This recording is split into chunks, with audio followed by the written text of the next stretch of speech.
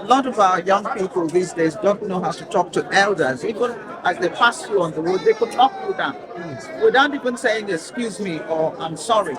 I blame us parents. We need to go back and teach our children how to respect other people, not just elders, but other people. How to give right of way, how to give people their space, how to allow people to express themselves and be what they want to be. This is lacking in our education, and I meet up with it every day and I try to teach. If you brush past me, I will stop and I will call you back and I will say, oh, that's not right. How you should do it is to say, excuse me, and I will move out of the way from your way. So it's something I've taken upon myself. Almost like that, as a grandmother, teaching young people how they can conduct themselves. When you put out respect, it comes back to you. If you don't get it back. You're living in life with all the gifts and opportunities that God has given you. You're living that life so you can impact God's people.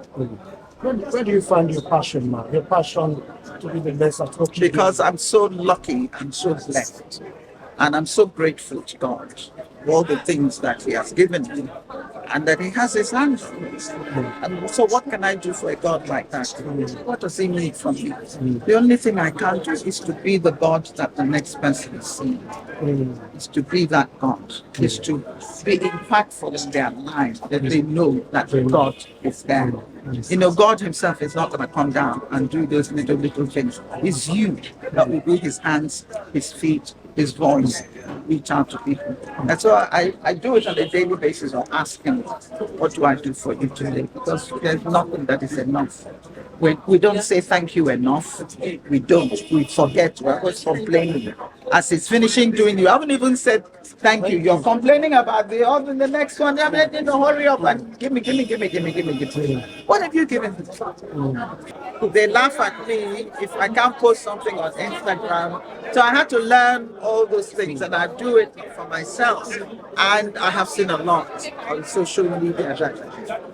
Sometimes Facebook, I'm not on Facebook much because people creating accounts in my name that are fake and putting on all kinds of things. So there's a lot to grapple with, but you go with the flow. This is life as we see it. We're living it on social media. We're using social media for so many things. That's what it is. You take the best out of it, leave whatever you don't like about it. You don't have to engage in all that name calling.